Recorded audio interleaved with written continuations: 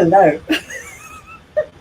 A warm welcome. I'm thrilled that you joined us today. Sending lots of love to our members of Hair Designer TV. Thank you for joining me this morning. We had a great live session where we had a lot of interaction. So thank you for coming back again today. And of course, a big hello to our friends at our Facebook group, Hairdressers Create. This has been an extraordinary time for me to reach out in our industry and look for the people who are genuinely my hair heroes, people that have inspired me along the way.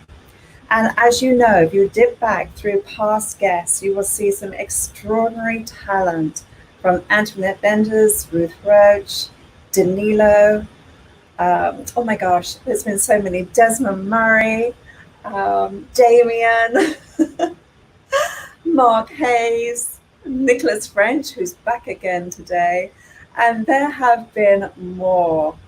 Richard Manor, there's more. But anyway, guys, thank you so much for being part of Hair Heroes, and it's growing into something really extraordinary.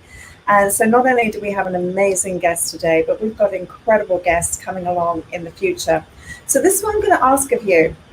Take several screen captures today and post them on your social media feed. Right now, send a message to one of your friends and say, join us, because for us to continue, we need to grow our community, because I want to share this with the world, because we all need inspiration. We all have to be reminded as to why we do hair. And Trevor Sorby used to say to me, Viv, if I can present a show and people fall more in love with doing hair, then I've done a good job. So I hope that today and all the other hair heroes inspires you to want to up your game and take your career to the next level. So today is truly about inspiration. So when we think about inspiration, nothing stands in isolation. And when we look at incredible people who have influenced us along the way, I know that there are many who have influenced me, and many of them have been my guests. And so therefore, the influence and the impression that they make upon us is so important. Today is a show that is in 3 parts, because we're going to go back in time, and not only are we going to explore it through the eyes of the fabulous Nicholas French, and I know that many of you already are very familiar with this great man, with a legacy of incredible work and an experience that covers so many decades. But many of you may not know that he comes from a very pedigree background, and his father, Freddy French, really did pioneer many hairstyles that we do today. Oh yes.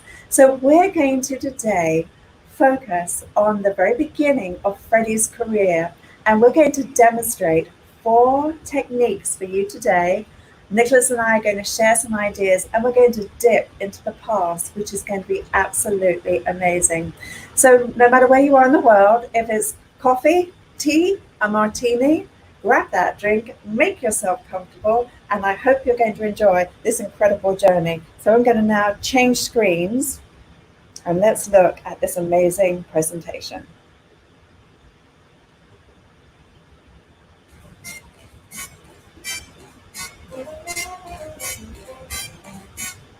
Freddy French, my father, he was actually born in 1910. He started as a laver boy when he was 14, which is 1924, in a barber shop in southern England.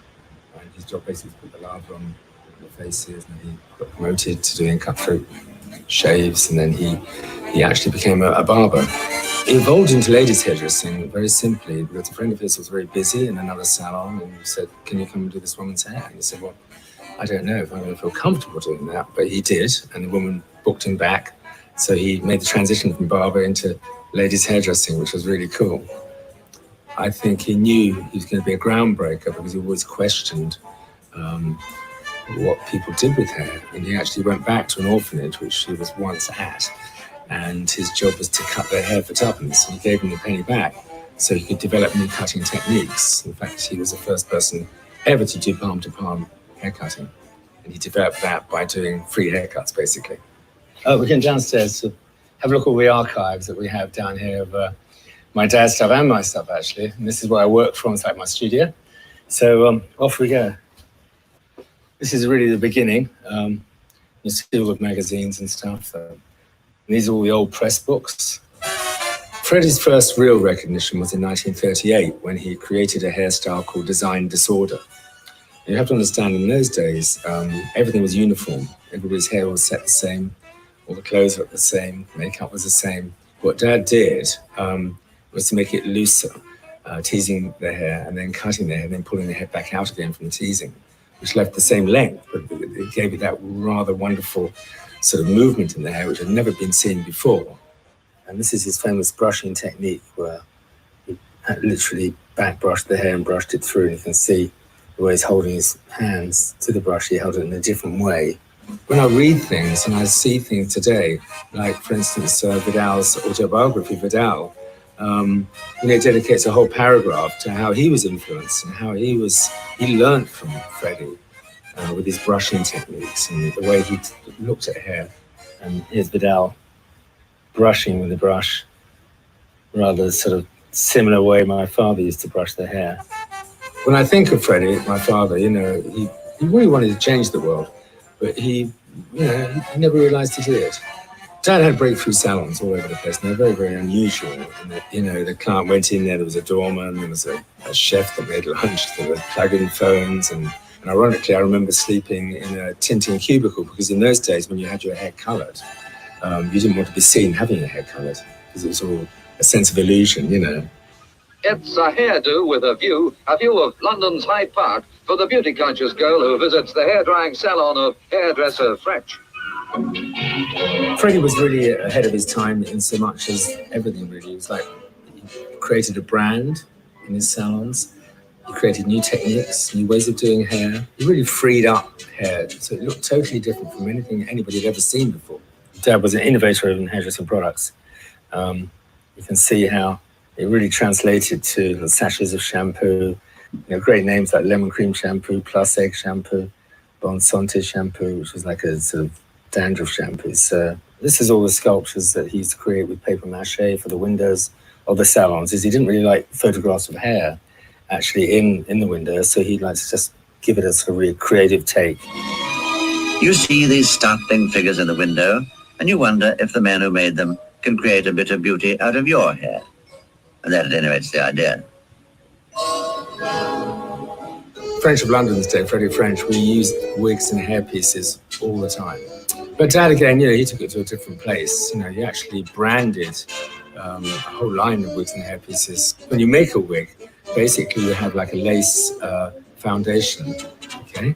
And then you have this sort of hook and line and a heckle. A heckle's a very spiky thing, you drag the hair through it. After a while, we went to the other end of the rainbow, where we actually created sort of very avant-garde hair. Yeah, this is where I primarily work, but I've got all my sort of archives down here as well. The big shots at the back here is when I won North American Hairdresser of the Year, and this was the avant-garde collection that started me off in 2006. And I have to keep doing new things and fresh things, and sometimes it comes easy, sometimes it comes really difficult, Freddy, although he never said anything, I know that he left all this stuff for a reason. And, it's the catalyst of what I do, and I think if he was up there looking down on what we do today, he would have loved it. I mean, his last show he ever did, for Intercoiffeur, actually, I was in London, and I was a young boy, and I had to release doves out of baskets into this, for some strange reason, into this show at the end of it. And after that show, he got a standing ovation, and he just handed me the brush and said, "You know what? I'm never going to do a client again. It's yours, mate. Take it away."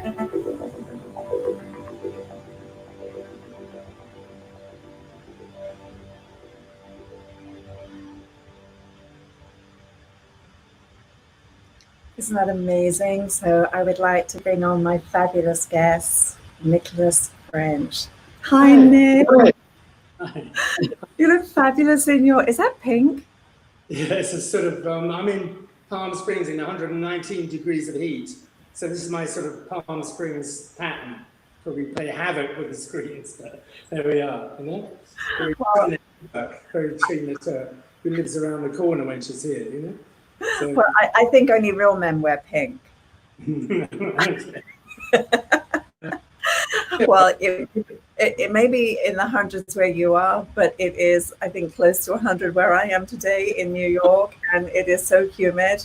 If I was a frog, I'd be happy, but trust me, my hair keeps changing by the second. So a warm welcome, because Nicholas is not only just someone I admire, but I'd like to say he's a dear friend. He and his beautiful wife, Carol, extraordinary, and we're going to go on an amazing journey together, aren't we, Nick, as we go through. So I'm going to dive right in. So let me just tell you, first of all, friends, we're going to do 4 different hairstyles today, and we're going to go from back to the future, because the history is an amazing teacher. And as a teacher, we're going to show you how you can look at something and reinterpret it to make it fresh.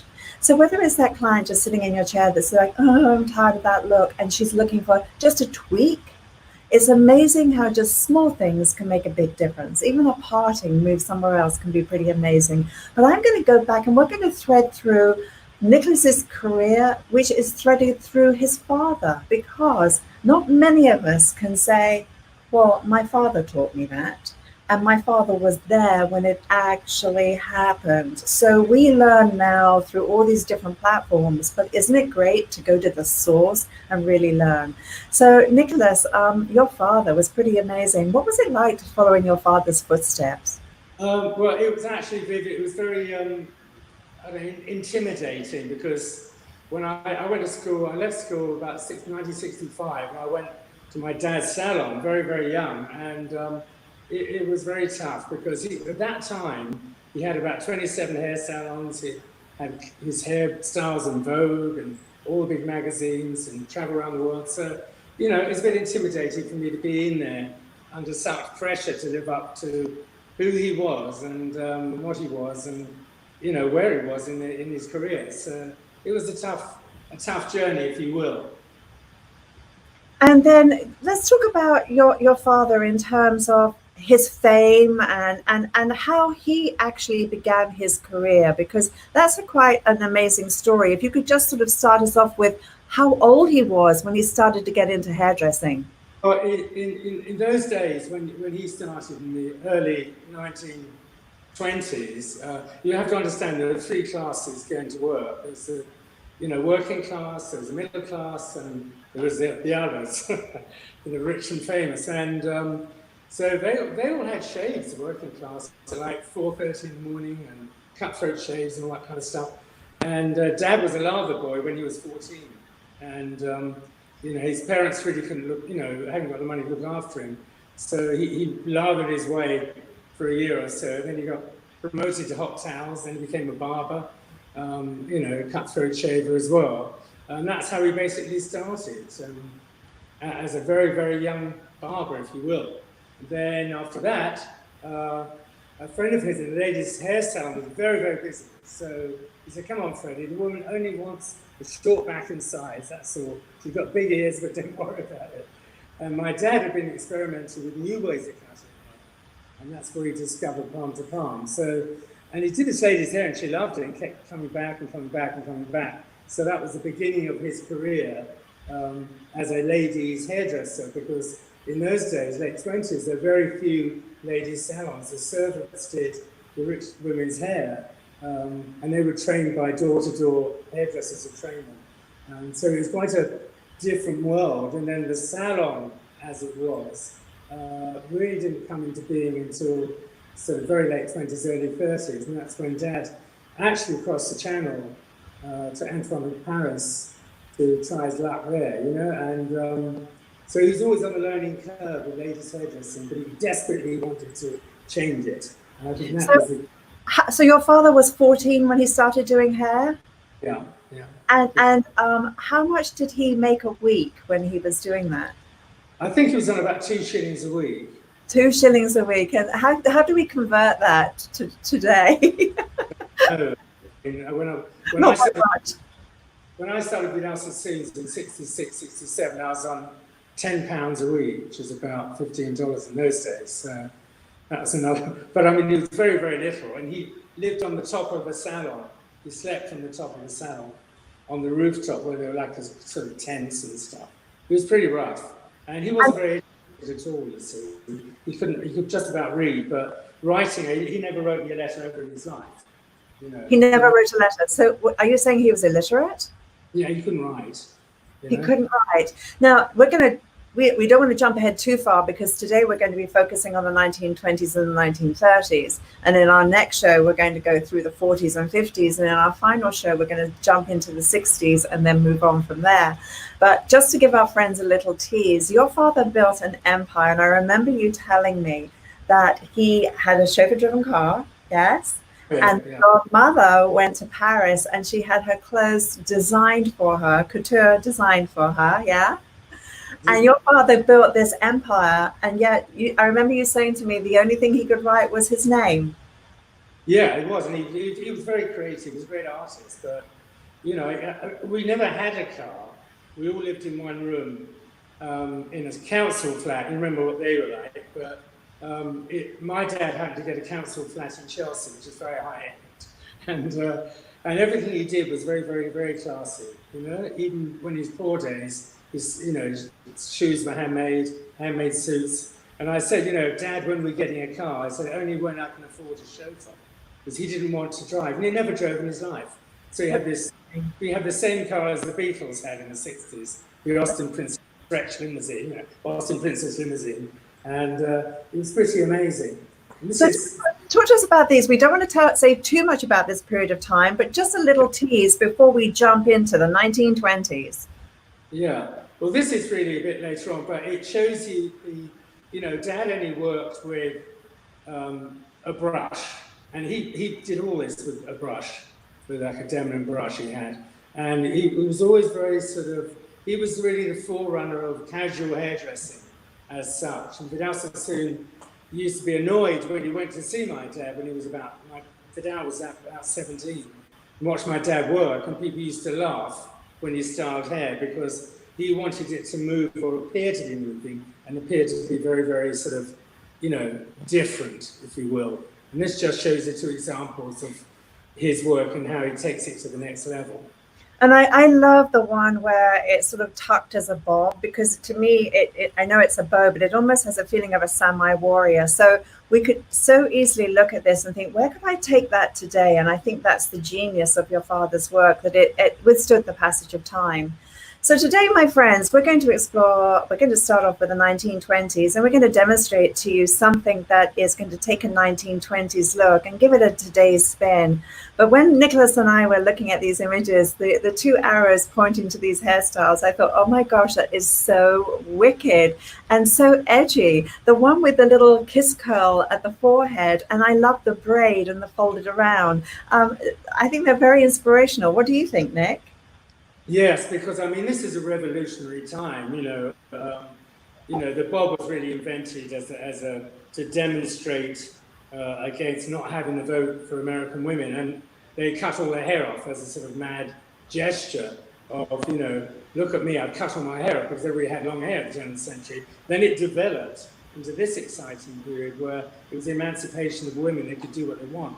And I think if you literally took those pictures and got a very, you know, young, fresh face, and you actually recreated those hairstyles in Vogue or something, it would look amazing. Because it's still what it's all about, isn't it? Absolutely. And these two, I mean, the revolution of bringing in an iron, the Marcel wave and the finger waves. And then when we look here, I find this particular haircut so fresh, the shape of the tuck behind the ear, the little fringe, and again, to make this very, very modern versus sort of the romantic look as well. So what's interesting about this is we're going from the past to the present, and these two hairstyles on the right hand side are my haircuts. And no, I did not take my inspiration from this image, but you know, I've studied history enough that it's always been a great influence in my career. And that's because when I was at college, I studied at the London College of Fashion, and our textbook was the first 5,000 years of hairdressing. So right from the beginning of my career, that was a very important thing.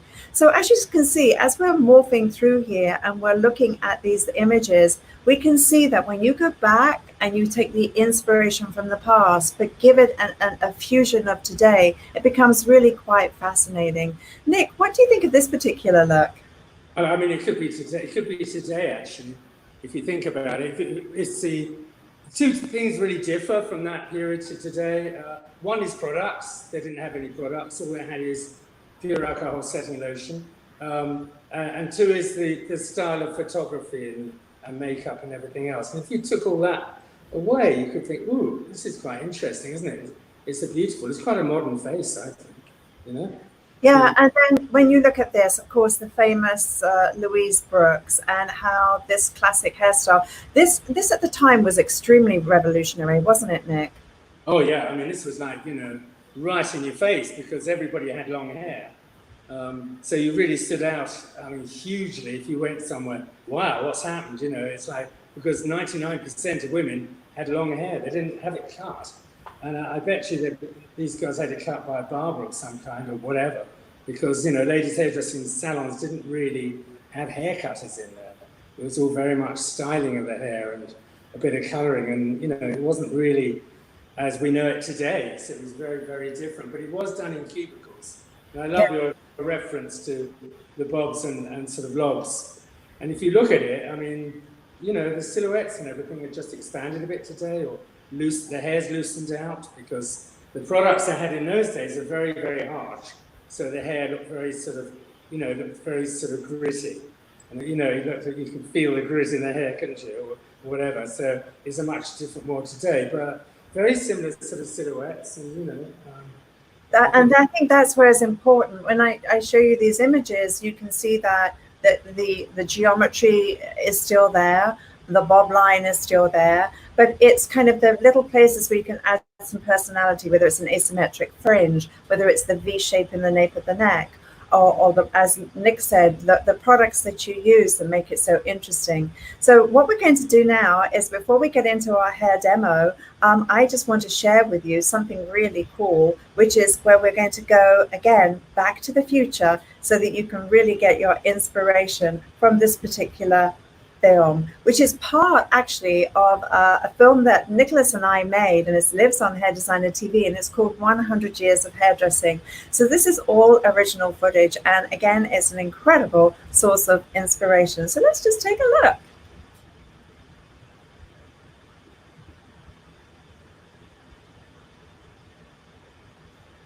If I can press the button play. Here we go. Come on, play. Play. There it is. I can see the button. I know. Why wouldn't it play? Hello, movie. Huh. Isn't it interesting how when you rehearse these things, it works? There we go. We're in business, Nick. Let's take a trip down memory lane in search for styles that have the power to inspire us today. The suffragettes marked the end of the Edwardian lady. Their influence was so dramatic.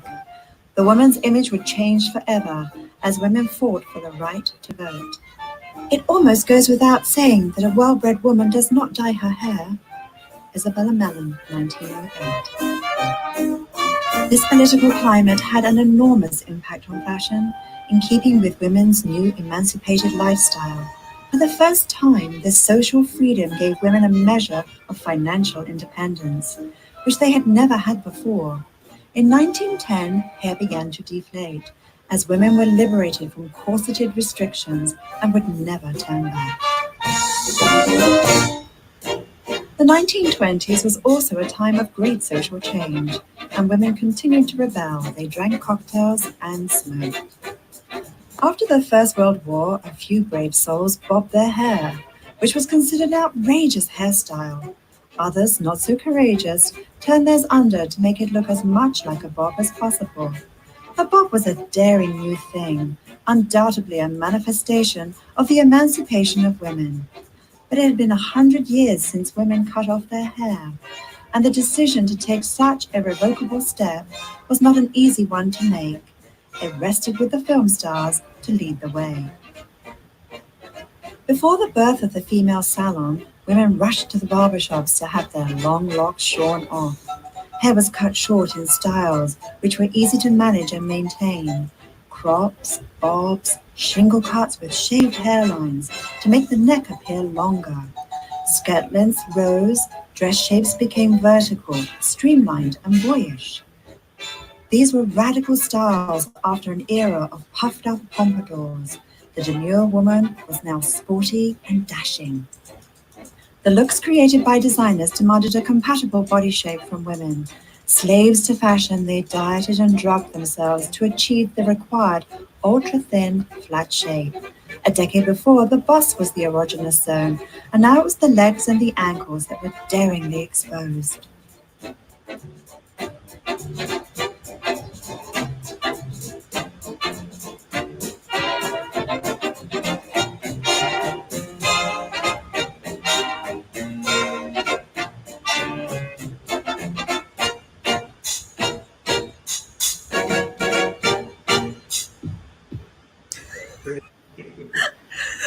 Isn't that so cute? I love the bathtub scene and the guy through the chimney. Yeah.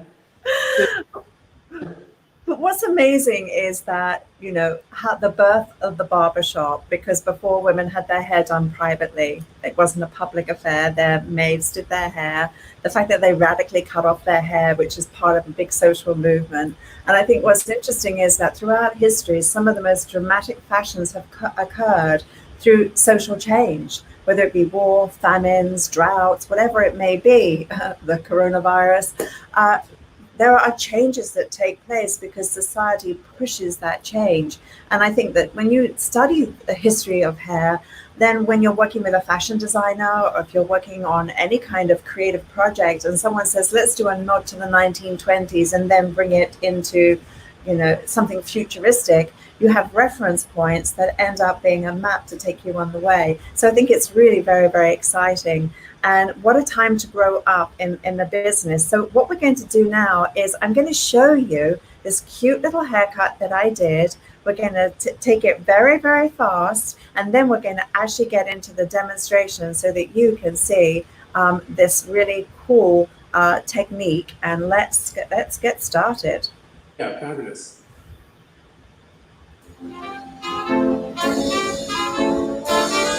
So let's get to the right one. Let's take a trip down memory lane. There we go. I feel like I'm doing lots of things all at the same time, Nick.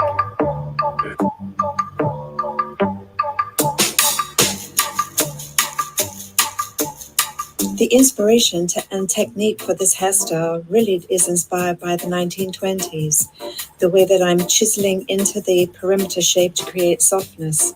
Now you can see here I'm working with thinning scissors to create this nice beveled effect in the back. And my theme is to create ghost graduation and ghost layers so that it is really seamless and very, very fine, but you still have a very definitive outline shape of a bob. So my reason for working with the scissors and working with the hair dry was really about control. So I could really control this blonde hair and literally see where it's laying. Measuring the hairstyle, of course, is very important, especially when you're doing something abstract. A 1920s technique, razor over comb. And then going back in again and pointing into the perimeter, measuring, of course, and making sure that's balanced. The L technique is a wonderful razor technique to create invisible layers and a soft perimeter. The butter knife technique, debulking the hair. Now that I have a shape, I can go in more strongly with my razor and start to define and debulk simultaneously. You can see I'm going back again into thinning scissors, back again into the razor. And this is really about playing with the texture of the hair, letting the hair talk to me and tell me whether it's happy or not. Each of these razor movements creates a shape with softness, texture, and dimension. And it's all about creating lightness where we need it and volume where we need it. The invisible layers, working with the hair on the underneath to create this lovely butter knife technique with the razor to again debulk. Putting some soft movement into the hair to create a lovely texture. And as you can see, we have a really pretty contemporary version of a 1920s inspired bob.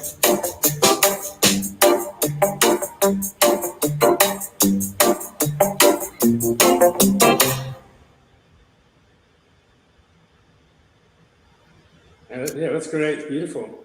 But I like, quick, before you carry on, Vivienne, what the back part of the head you were cutting there, my dad used to cut it like with a scissor and a comb on the fly. He'd lift the hair up and cut it like, you know, he'd be cutting it on the fly. Let's see if I've got my scissors here and a comb. And it was really quite interesting because all his haircuts, he was lifting the hair and he was cutting it up. And the hair was like moving in the air as he cut it. And he used to call it a shingle. I love that. Graduation at the back. The way you did it's a very fresh, modern way. But in those days, he literally just cut the hair. You think, what is he doing? My goodness, you know. But it's just a matter of, you know, praxis really in those days. And you got the same effect that, you know, as the hair came out, it sort of beveled out into that shape. Yes. Beautiful. And I suppose that must have come from the fact that he was a barber and he was doing scissor over comb. So to take the scissor over comb and then think about, wow, how can I now apply some of those principles from barbering into the ladies' work? And as we clearly saw, those ladies were coming out of a barber shop, which is so cool. So instead of being into the hair, it just came out. Come out of the hair, yes. So we've shown you some of the 1920s looks. We've dipped back in time. So now let's come forward. But if you enjoyed that particular haircut that I just showed you, it is Metallica collection, and it is on Hair Designer TV, and you can go to the cutting library and see that collection. And also, I'm going to be using scissors today, but I am a huge fan of the razor. My way of holding the razor, working with the razor, is very classic because, again, I was trained the classic way. Trevor Sorby then helped me take the classic principles and move on. And I would have to say many of the razor techniques that I've learned have actually come from working with wigs and hair pieces, of trying to figure out how to make the hair look very, very natural and soft. So obviously when you're working a wig, that's an art. So when you take it into haircuts like this, it becomes a lot of fun. So now I'm going to do something really dramatic, and I know that Nicholas has something really fun to show us. So Nicholas, what are you going to do, and what's your inspiration? Well, what I'm going to do is in the 1930s, the actual, I don't know if you can see from my rough drawing here, the actual focus was on, that's a backless dress, by the way. Yeah, okay, and her hands are behind her. I was actually in the nape of the neck here, okay? So that was really where the focus was. It was called an exit dress, okay? Which is really cool. So what I want to do actually, I've got a mannequin here, and the front is going to be different from the back, because I'm going to do the back as they actually, you know, how they arrange the back to be very focused. So I've got this beautiful hair from Hair Talk that gave it to me, and I'm going to show you what they did in the 30s, and then I'm going to take it into now, you know? Okay, great. And we do a little bit later on have a 1930s movie to show. So it'll make a lot more sense to everybody when we show the 1930s movie. So you're going to start working in the back. Can we have a little spin to see what she looks like all the way around? Well, hang on a minute, because this is not from the 20s. My inspiration is from the 20s. Yeah. Oh, this is the 20s. Oh, okay, jolly good. So I'm going to take you full screen so we can see much more closely, Nick. So oh, what a beautiful wave. Talk to us about the wave, first of all. That's gorgeous. I did, and I hadn't done this. I think I sent you a picture of it when it was... Yes. What I did, I used some weft actually, but I just used gel on the hair, and I just finger waved it with my fingers. And one of the things that I did in the late 60s was to go to Switzerland to Max Ernest's salon, a member of Intercoiffure, for 3 months, and he taught me how to do all these waves and things, you know, it was amazing. So what I'm going to do later on is show you how to make this look very, very modern and very fresh by moving it around and breaking it down. Does that make sense? But this was actually just literally finger waved. And the beauty of this is, it looked very hard to start with. You can just comb it out very gently, and the whole thing will become very, very soft and very sort of, show the sides, and very sort of beautiful and very fresh looking if you just break it out and spread it all out, which we're going to do later on, okay? Okay, great. Okay, good. All right, that's gorgeous. So I'm going to show my friends what I'm going to do. I'm going in quite a different direction from what Nicholas is doing, which is the genius of playing together as he kind of goes through his thing. So I've got my cute little bob here, and it's like, okay, how do I make this now with her long front, how do I make that look more today? And of course, this does work the way that it is right now. But I'm going to actually take the front. So I'm going to let the hair just casually drop here. And because it's going to be a much more dramatic look, I'm going to come in here where the hair is falling, and I'm going to come in and just be very, very, very dramatic and look at how that's playing out, which looks really quite ridiculous right now, doesn't it? But I'm going to come back in again. And I always say praying is a really good idea when you do hair. So I'm going to come in and just break into it. I want it to be short and just different to how she has all this softness. So sort of a juxtaposition of texture. Again, coming through the comb, making sure I don't go too far. So it's very, very visual, this whole effect of just breaking in and then seeing where it lives. I'm going to give it a little bit of mist of water in a moment. And then, you know, there's fringes that curve around, which can close the face. Then there's a fringe that lifts up, which I call a happy fringe because it lifts. And then, of course, there's your just straight across. But one of the things I do think that's quite nice, especially with the current climate of us being challenged to wear masks, opening up the face is a good idea because half of the face is closed. So I think a short fringe is actually very, very cute for right now. Yeah, and really just going in and being dramatic with it so that it has these teeth marks, and that starts to change it into something that's a little different. So I'm going to continue to do that. Back over to you, Nick. What are you doing? Okay. So let me just get this in the right place. So, okay, so in the 30s, late 30s, they used this little brush, which is a Demon brush my dad helped invent in 1938. And then I finished it with my brush, the Shiner brush, which I invented a few years ago.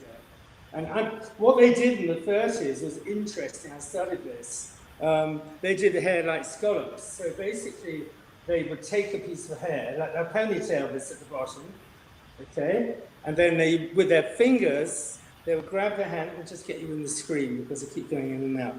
Right, so they would actually back brush the hair like this. Then they'd hold the hair right up on their arms and they'd comb the hair over their arms. And then when they used hairspray, which is very different from today's hairspray, they would actually hairspray the edges of the hair, not in the center of the hair. And then what they would do, I'm going to use my Shiner brush, look, to go and just polish the hair. And what they would do in the 30s to create these scallops was to literally roll the ends. And let's see if I can get the back shot here. Here we go.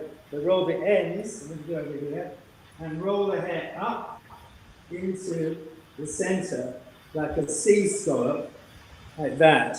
So you would get this beautiful sort of roll, and then they'd use a bobby pin, which they had right then, and literally go down with the elastic was and to put the hair in. So you've got this amazing finish, can you see, of the shine in the hair. And then they continue on to do this with the same technique, back brushing, not back combing. So they back brush, and then they literally comb the hair over the top, and then they'd spray, because they had a very strong hairspray in those days. You don't have such a strong spray today. And they go on the outsides of the hair, okay? And then what we would do is fingers into the hair, and then they roll it up into these beautiful sort of scallops, okay? And that's why the shapes are very indicative of the nape of the neck. And then you can easily break this up and make it look very fresh and modern. And that's why I'm always looking for different things from the past that I can use in the future. You can see the nape of the neck, how that's building up. And it looks a little bit sort of 30s, doesn't it? Would you agree? So again, you come down the bottom, and this is almost doing hair in mid-air because you're away from the... she doesn't have any shoulders, my model. She has a terrible accent. Rather sad. Anyway, we're going to have fun doing this. I just put these extensions in this morning, just stuck them in. So I go with the Shiner. This is the key point here, look. So you're going to brush and get it, don't brush all everything out. Then you're going to roll the hair up. I'm going to come this side, I'm going to roll it the other way, get over the screen. So you're going to roll it up like a C scallop. So you can see all these shapes like this. You can see how shiny they are. And I haven't used much hairspray yet. And again, it's all in the preparation. So if you fail to prepare to fail. That looks really cool, Nick. Looks Yeah. really, really cool. Really cool. I've practiced for ages, but I thought it'd be good to show you how they worked, and then Yes. how the focus was right at the nape of the neck, and there's just one ponytail in here.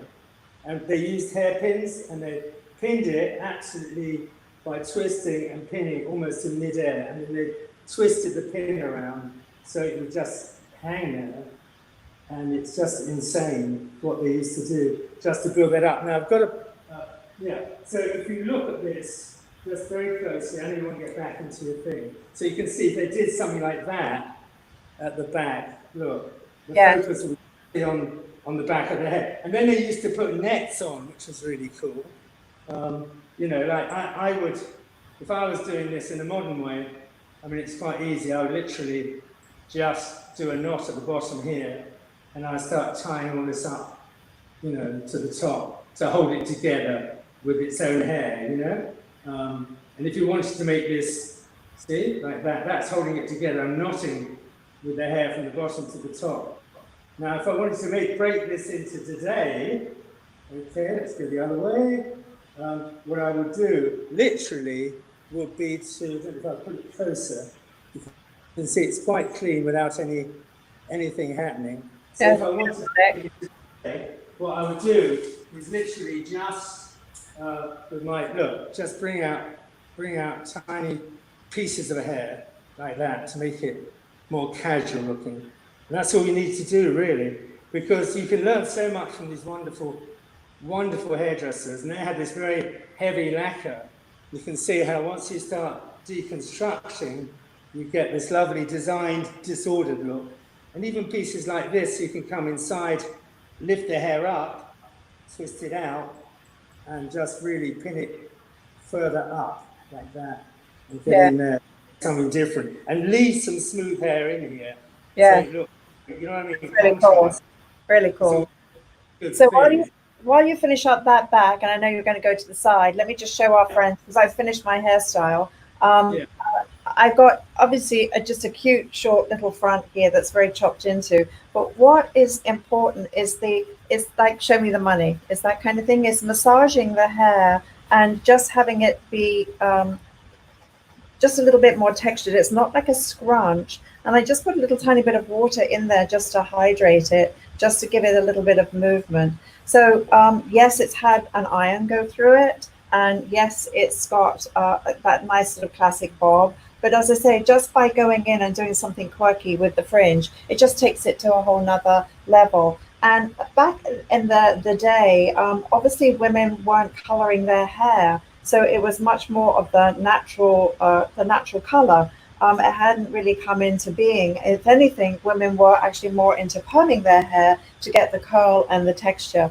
So that kind of summarizes my 1920s nod to how you can make her look kind of fun and a different way of approaching it. And as we mentioned before, when you look at the past references, you take one little tiny element, you go, okay, I love that element. What could I do to add to that element and make it look a little different? So now let's go. Bye, darling, you're going off because we have another mannequin coming up in a moment. Off she goes.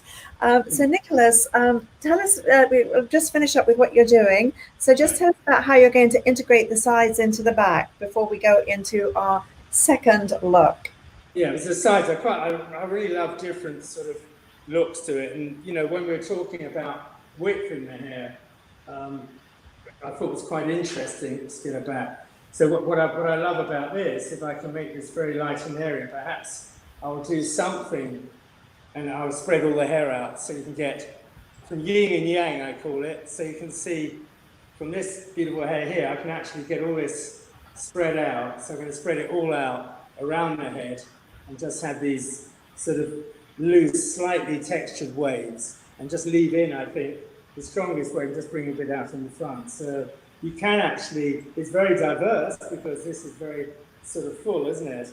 And then you see this sort of rather flat, rather sort of textured wave. But and I think the key is all in the preparation to really start off with something very strong. And also it's all in the eye of the beholder, isn't it? So you've got to really look at what you're creating and find the balance, proportion, and shape, and then see how you can integrate it. You can see already the texture here is quite interesting.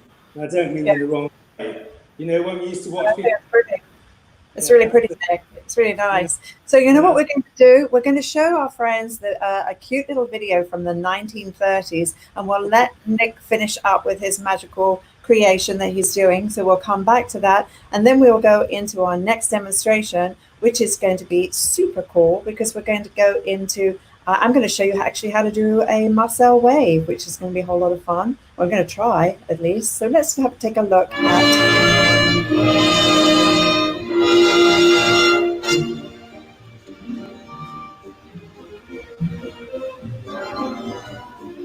In Europe, the 20s belonged to Chanel, followed by the 30s, which belonged to Schiaparelli. Influenced by the Surrealist movement, her designs were highly original and at times outrageous.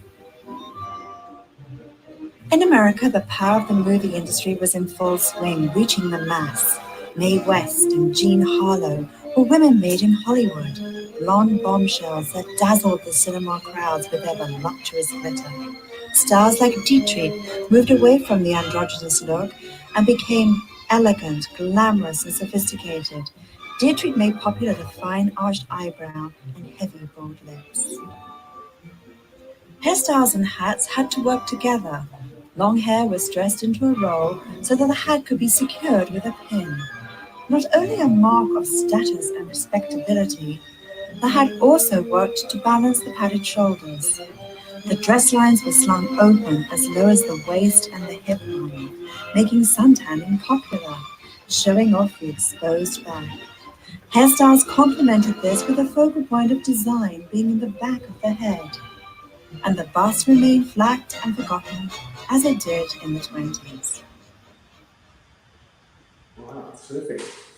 So now you can see why Nicholas was saying about the beautiful exit dress, because Santanning became popular because there was more skin to show off. And that was a very radical thing. So, you know, I think that it's great to look at the pioneers of how they were courageous enough to do something quite different. And Nicholas, do you know why the bobby pin is called the bobby pin? Yes, I do. Yeah. Go on, tell everybody then, because it's a good story. Yeah, so in 1910, women didn't have the vote in America. So a small group of women went and had their hair cut into very rough bobs at barbershops, okay? So they could really, you know, tell everybody their story. And the men and everybody were terrified. Don't cut your hair, don't cut your hair, don't cut your hair off. We know you need to protest, but don't cut all your hair off. So this genius came up with the idea of you could make your hair appear that it's a bob. Where am I? Appear that it's a bob, but all you have to do is roll it around. I've invented a thing called the bobby pin, which is a spring clip bobby pin here that you can put into your hair and you can roll it. So it appears you're demonstrating, you're reacting to this whole thing about not getting the vote, but you don't have to cut your hair off. And that's how he started. That's why it's called the bobby pin. Isn't that brilliant? So Nick, I always thought there was a Bob and that I should have married him, because I figured out he must have made a ton of money from selling all those bobby pins. And when I think you were the one that told me that the bobby pin story, which is a great story, really, really great story. That's the real one. Yeah. So how are we going with our hairstyle? I think she looks really very cool. I love how you've integrated the wave into the back. Yeah, because what I'm doing, I'm breaking it down. It's when you do hair, and also I'm teasing with my fingers. Let me get in the shot. Let me just get right close up. Here we go. Because the important thing is balance, proportion, and shape. So I'm bringing the wave down into what I've created before, and so I have to integrate it. So the way I'm going to do that is by teasing with my fingers to get a texture, which makes it look like the end of the waves are really creating all this here. Yeah, so it's going to marry into each other, and also getting balance, proportion, and shape. So the back is going to be like very tight, and then it's going to come out to have a full sort of size. So it's quite an interesting sort of look. And then what I'm going to do here what I'm going to do here is I'm going to put some pieces of jewelry here to spark out this as well, which is tiny little, I've got tiny little things here I can just put in to these areas here, which will give it more of a sort of look like that. So we can just literally just edge pieces in there, make it very evenly looking without it looking corny, you know. I think that's quite a nice idea to build something different, to really show the strong wave. It's like, you know, designed, deconstructed design. So it's two different things. Does that make sense? Absolutely. And I just want to show our friends what you did here on the mannequin. Wow. Obviously with a blonde, but this is how you shape that wave. Now, Nicholas, did you actually do it on this mannequin head, or did you do it on a flat board? No, I did it on the mannequin head, actually. That must have been so difficult. Yeah, I've done it on flat boards and mirror before. Mirror's a good thing to do it on an old mirror, you know? Yes. Good thing to do it on, isn't it? But I just did it on that because I just tried it out. I soaked it with a gel, just a cheap runny gel. And all you have to do is put it outside in this summer, and it dries in about 3 seconds. But you can see how it combs out rather nicely, doesn't it? It's absolutely beautiful. How did you attach the wefts to the head? So, how did you attach the wefts to the head? Well, this is actually a hair talk who had a wonderful, they had like a tape-in situation. Okay. Taped it, and I swept some hair just over the tape. Okay, so beautiful. The other side. Absolutely gorgeous. Absolutely gorgeous. Yes, beautiful. I know you've got to do that. So I'll just carry on with this. I've got my positioning pins in. One tip is to always have these positioning pins before you spray anything. Yes. So you can see, you know, the shape. Okay. Carry on. I'll see you in a minute. I'll keep going. You keep going. Okay. Now, do you have another mannequin to do after this, or is this your girl? I'm going to do it, yeah. I'm just doing a few different things on this. Okay, all right, jolly good. So I'm going to move on then to show our friends the wave. So I have my fabulous iron by Harry Josh. We love Harry and his great iron. And I'm going to just lower you down, darling. Let's talk about this haircut. So I'm just going to go to full screen for a moment, Nick, and we'll come back to you. Yeah, no, carry on. Yeah. I'd love to see this. This is a graduated... She's got to go up, up, up, up, up. Darling, don't be naughty. I've got to just tighten her legs. There we go. So here you can see the why are you sinking? I've got a hot iron in my hand. This is not good. All right, what am I doing here? Don't go away, folks. She just needs to go up. Oh. I should have been a ventriloquist. That's the way you do it. Hello, darling. Hello. Oh, it beats throwing around the window, doesn't it? Okay, there she is, right. Okay, now you are interrupting me. You can tell I've got cabin fever. I've been in too long.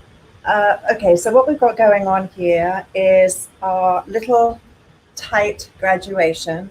And I love this silhouette because I think it's nice to have the snugness here and then this really great texture. So again, it's taking the inspiration from that photograph. Let's go back to that photograph because I just wanted you to kind of connect the dots of this photograph here, right? So I love the back. I love that seeing a bit of I love the square piece in front. So then when we go to looking back at my hairstyle, I've got my square piece. I've got this nice sort of shape through here, but what makes it more interesting is obviously that she's got this sort of really great texture going on, and she's got this nice disconnection. So we have our bob line here with all of this kind of vibe. So let's talk about putting a 1920s meets 1930s wave in here. And what's important to explore is that in the 1930s, the waves started to change into a pink. Obviously, Marcel waving was important, but the hair wasn't as flat to the head as it was in the 1920s. And as you saw from the movies, there was a reason why, the hats that they were wearing and the silhouettes. So obviously fashion was really ruling and determining the type of silhouette. And so you can see here a combination of, this is the beginning of obviously the Marcel wave we've spoke about, the finger waves we spoke about, but the beginning of the pink corset. at the late 30s, moving into the 40s. So very, very beautiful. And as we look at this shape here, you can see again beautiful waves and how to open them up and make them look more modern. So I'm going to show you now how to bring this to today's look. So I've obviously got a more modern haircut going on, and we're going to work on the wave. So when the hair is down, it closes down the face, which is gorgeous, but obviously if we lifted the hair up, we would get a totally different sensibility. So I'm going to start off, after I've risen her, I'm going to take her down now because I have to be above in order for this to work. So when you work from the underneath up, you tend to get more volume. When you work from the top down, it tends to be flatter. So I'm going to come through here because this is the hero piece. And let's just hope I can do it. So the very first section I'm going to take is going to be around the iron. I'm going to come around and put my first bend in. Now, two things are going to happen. I will get more lift. Now, if I have very resistant hair, I will go all the way down. But in this case here, I'm just going to stop. So that's the first part. So now when I comb that through, you can see I've got the beginning of some movement there. So now I'm going to come through here and I'm going to start off with my wave. So as I come through, I'm going to, you see how I start to lay that down flatter? So there is the wave there. So I'm going to come through and close the iron. I'm rolling now the opposite direction. When I come back, I'm going to now take my iron the opposite way, roll it down the opposite direction here, and obviously I've got some razor work taking place. Much easier to do this on a razor haircut than a scissor haircut because you want soft frayed ends really. So you can see that that's the beginning of our wave. So that really makes it quite lovely. So I'm going to now just release that. And obviously I have to join it with the hair on the underneath. But before I do that, I'm now going to go to the next section. Let's see if I can bring my camera up higher so that you can actually see this. Let's see if I come up higher and aim there. Let's see if that will work. Right, off we jolly well go. So let's just go back to Nick and see what he's doing, and we're going to be doubling up on our activities here. Yeah, it's nearly done. So what I've done here basically, let's take her off, is headless model. So you can see, I'm going to show you close in what we're doing here. So you can see the front. Let's get her straight up. So it sort of blends in pretty well. But I put some like little stick-on pieces to make it a little bit more, give it a little bit more oomph. That's about it. So it's not very, very loose. In fact, I think this will photograph really nicely, you know, because I love when it's a yin and yang, like it's very specific waves and it's very deconstructed hair. And I'm looking at that now because I've done a lot of deconstructed braids and stuff. It's nice to see some actual deconstructed hair for a change. So that's what I'm really sort of working on. And, you know, I'm doing lots of work here on these sort of Zoom things and lots of, you know, things into the future we're going to be doing both here in Palm Springs and in the Hamptons. And obviously, you know, it's going to be very distant. I've got 3 or 4 people coming here in August, and then September I've got 3 or 4 people coming out to the Hamptons, which will be fun. Because absolutely. Yeah, but it's the time now for intimacy and education, because obviously the days of the big group right now seem to be not possible. So I think it's marvelous that you're opening up your private space, Nick, in order for people to come and share and enjoy your mastery. So I'd like to ask you some questions about your father. And when he was learning these skills, he obviously had to learn how to Marcel wave, to finger wave, pin curl set. How challenging was it for him to master these techniques?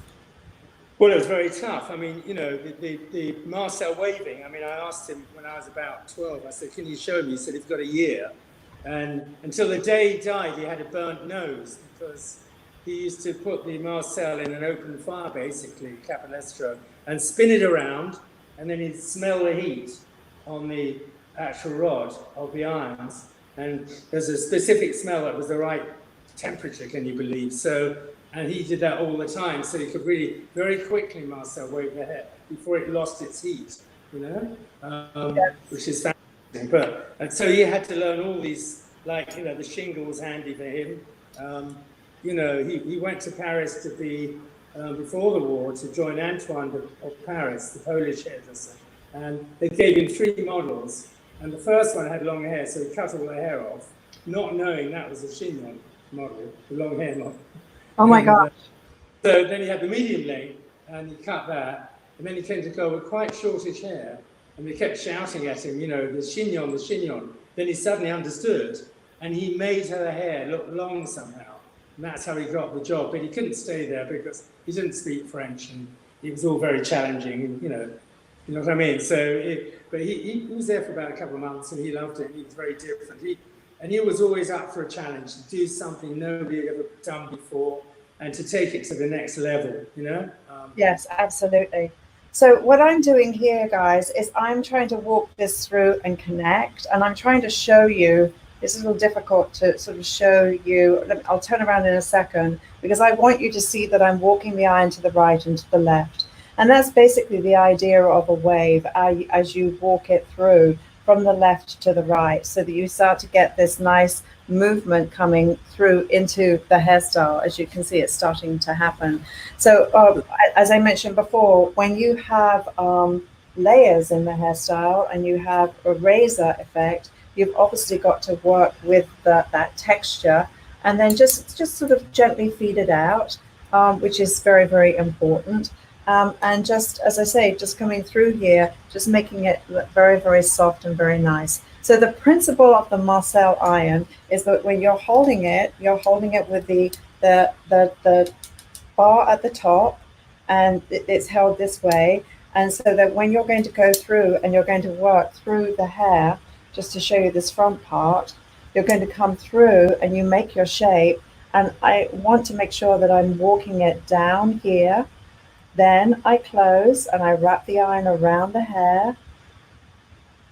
Then I come back. Then I take my comb back underneath again, or I can use my fingers. And then I'm going to shape it the opposite way and walk it through. They call it the chatter of the iron. Walking it through, rolling the hair around the iron. You can see I'm running out of hair. And then coming back. And bear in mind, in those days that the ladies would have had a perm. And what else would their hair have been prepped like, so that we can kind of compare, you know, how their hair was then compared to how their hair is now, Nicholas? Well, the hair was cut. First of all, it was cut dry for a start. Then it was shampooed, because they want to cut it to the wave in your hair. If they shampooed it, they lost the sort of, it was difficult to recognize. And then they would set it, you know, funnily enough, and then, you know, they would brush it out. But the thing is, though, until the late 30s, until the sort of Demon brush, there wasn't much to brush it out with. So, you know, it was all in a set. Dad did pin curl sets, large pin curl sets on the top, smaller underneath, so it could look looser, okay? So like what you were doing there would be a very large pin curl set, and then you're coming with the irons afterwards if you needed to. And that's how they sort of did it, you know? But it dried off. I mean, they put like Sanex strip, barber strip round the heads and stuck them under a hood dryer, mainly in the 30s. So that's how the hood dryer started in the 30s. So that's how they got the closeness to the head with those sort of shorter haircuts. What do you learn the most about when you dip back into the past, and the fact that your father was there during this time and he was, you know, part of an amazing revolution in hairdressing? What to you is the most important part of that journey? I think that they were very proud to be hairdressers, and they were very beautifully dressed, and they were very professional, and, you know, everybody had their own equipment to be used only on them, you know. The systems you had were amazing. You mixed shampoo for each client. They had machines that could do that. There was fascinating things. It was all about service. It was all about a luxurious experience. It was all about, you know, they had plug-in phones in my dad's cells. restaurant services, they had everything, you know, and everything was just for the client, you know, spotless gowns, individual for each client. Everything was done in such a classy way, and I think that's a lot of that's missing, you know, today. Yes, absolutely. Revisit the past and think about how all these systems that these guys had in the famous salons of old names like Raymond, Richer, even the Vidal Sassoons was very cool. They had a dispensary lady, did everything for the class. You know, it was very, very high end. And I think they were proud to be hairdressers. And in your own words, you know, you're not just hairdressers out there. You know, you've got a big part of society, you're a big part of the community. And I think that's the most important thing to remember, who you are and where you sit in society. You're very, very important. Especially now, you know, to get everybody after this, it's going to be like a bad divorce. Everybody will want different haircuts, different styles. They want to forget. That was beautiful, Vivienne. It's cute, isn't it? So guys, take a couple of screen captures of this so that you can put this out there. And I'm going to give it a little mist with water because I want it to collapse just a little tiny bit. So I just want to get some of that kind of cute texture in there. And then we're going to go to Nicholas's, so you can take a screen capture of that as well. And I'm trying to sort of tuck that behind her ear, which is a little challenging. But sometimes just water coming back in here and just giving it some love and letting it be a little lived in. And also the other thing that I would probably do to this would be put in the diffuser. The diffuser to just kind of scrunch that into place so that we get that really great texture through there. So she's really cute, don't you think? She looks cute. Beautiful, yeah. And also it looks like she's just done her hair beautifully herself, very well. Yeah, apart from the ball patch. That's me.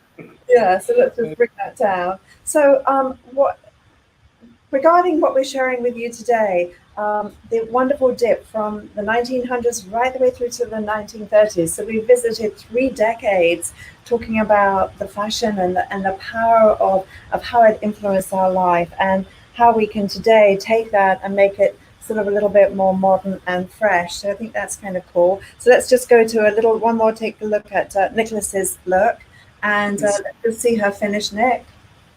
Yeah, I mean, she's quite interesting. I'm going to take her, I think I'll move her around a bit. You can see the front. It's quite nice. And then what I've done is I put these little pieces of sort of like jewelry. I push her head back to the back here to make it look really, so it's like yin and yang, one side's totally different from the other. But it's got a nice feel to it. And also I put these little pieces of jewelry in just to make it little, you know, sparkles here and there, a bit more glam. But it's interesting how the shapes develop, because I didn't know what I was going to do before, so I'd stand back and just work their hair, which is quite dangerous, but you discover things, you know, if you feel uncomfortable, you're learning something new, you know? Yeah, so the call to action for you guys would be, okay, so let's think about how you can take this to the next place. Get out that iron and start practicing a Marcel Wave. Think about how you can take your bobs and add another element to them. Think about a hairstyle that exit strategy is just all its interest is in the back. So start playing with some of these ideas and post them in Hairdressers Create so we can see those images. And we're going to now take a look at how you can connect with Nicholas, because Nicholas already mentioned that he's in Palm Springs, and I've had the honor of going there and visiting his beautiful location where he hosts educational events. So we're going to share that with you. And we look forward to seeing you also on our next show, where next week we will be exploring the 40s and the 50s, which was, again, a real radical time in fashion, wasn't it, Nick? Oh, amazing. 40s and the 50s, especially interesting, I think. You know, 40s, the war ended, so everybody wanted to do something different. You know, my dad actually came into play at 47, and he created a hairstyle called Design Disorder. So it was very, very interesting times for change, I think. Absolutely. The 50s was incredible as well, you know, in lots of different ways. So Yeah. I'll do 2. I'm going to do 2 for you next time. I didn't think I'd have enough time. Does that go on too long? No, this is fantastic. So let's take a look at Nicholas's fabulous world, because I think that this you're going to love where he is.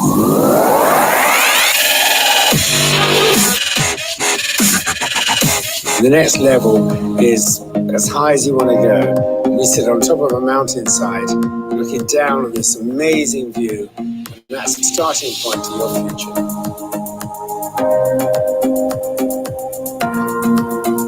Skyfall, created by the great architect Ardem Zuli, who blew a mountain up and created an original, amazing home. And one of my guests said, "Oh, man, the hair stood up in my hand when I walked into the room," because where it sits on the mountainside, because that is an oasis for the creative hairdresser. It's awe-inspiring, and the views are out of this world. Built in 1963, it has that same sort of James Bond vibe, but you feel like you're really in 2020. Carol and I purchased Skyfall. We had a concept that was icons and legend, and it was really inspired by the Actors Studio, where I can actually have my mentors work with me, and also, in addition, to have guests there to experience this amazing relationship. Working alongside great hairdressers like Martin Parsons, like Vivienne Mackinder, Damien McCartney, Sharon Blaine's there, Tim Hartley's, real icons in this industry, the real leaders. And I will work alongside these guys. That's the beauty of it. And I've always wanted to work alongside these guys, so I've invited them. So together, as a fusion of concepts and ideas, what you'll be taking home is a wealth of industry experience, a wealth of worldwide experience, and techniques always stay the same. Fashion is fleeting, but we'll take you on a journey to where you want to end up and where you want to be in life as a professional hairdresser. For yourself, for the inside, to the outside, for an embodiment of what we do as professional hairdressers, and to take you to the next level. Not with a product company. That's the beauty of it. The mountains, the water flowing through the waterfall. It's more a story of life. Come and visit Palm Springs, you'll never regret it. Skyfall is an oasis for the creative hairdresser.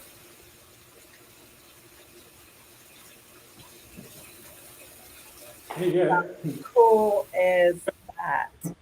So cool. Just so much fun. I'm going to bring Rosemary in. Rosemary's a member of my artistic team, and Rosemary's been fielding questions as we've been going through. Rosemary, what is your big takeaway from today? Well, I loved the information that Nicholas was sharing in regards to how they sprayed the hair. I thought that was brilliant, and the sides as opposed to the whole section.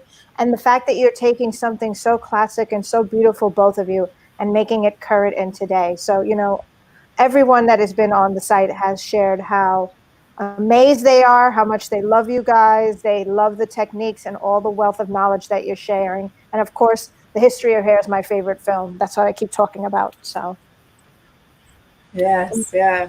Well, when I started college and I was given this textbook, The First 5,000 Years of Hairdressing, I thought, are you kidding me? We began with the Egyptians, and we worked through over 2 years. But I knew that if I wanted to have a life in film or theater or fashion, I would need to know my history, so that if a fashion designer or an art director said it has to be this sensibility, I would have a comprehension of the silhouette, the why, and then I could research how to make it. And I know for you, Nicholas, you spent time in film and in theater, and your career is so expansive, from advertising campaigns you've worked on to working on major movies. So obviously the foundation that your father gave you and the fact that you learned such classic techniques has withstood the passage of time for you. So what message would you like to give to our friends before we say goodbye regarding the importance of classics? I think, it's classics, it's everything we do has to have, it's all about passion, attitude, and the most important thing is technique. So you've got to really have every technique in your hands, So when you sit behind the client in the salon, you feel a hair, you've got to understand the hair, number one. Secondly, you've got to understand the inside of the woman's head before you've got a chance of getting the outside right. And good luck to you. But it's all about technique. You should be able to do anything with hair that's put in front of you. And you know, Vivienne, photographic work, film work, anything. You've got all these iPads now, cameras, goodness knows what. You can really critique your own work, and you'll be surprised how challenging it is, really, you know, to get the finish of the techniques and the finish in the hair. And I think it's so important to really not get into a routine, to really look at yourself and really try and improve yourself every month. Photograph some of your clients and look, so what could I do different? What could I do better? And always keep moving forwards. And I think reinvention is the most important thing to me. I've been hairdressing now probably 52 years, and I'm still learning things today, you know? And I think that's really what it's about. And then also to be kind to people, and if you've got a new technique, you know, share it with them. You know, let them learn something new if they want to learn, because it's important. This industry goes forward stronger and better than it ever did before. And I think this interlude, as we call it, you've got to take it in a positive way, and I think it will make people realise how important hairdressers are within the communities. And I think you are important, but be proud and be yourself. Absolutely. Keep learning, keep learning, keep learning. Absolutely. Well, great advice. Thank you, Nicholas. Rosemary, any questions before we leave? No, I think everybody has just been stunned by the beauty and the essence of what you both bring to the table. And I know for myself and for the rest of the community, we are honored to be in your presences. So thank you. Oh, you're welcome. Well, thank you. So guys, thank you so much for being with us today. For those of you who are not members of the Hair Designer TV, do check it out. We have now 1,000 videos that live on Hair Designer TV, so it's pretty impressive. So I hope you'll enjoy.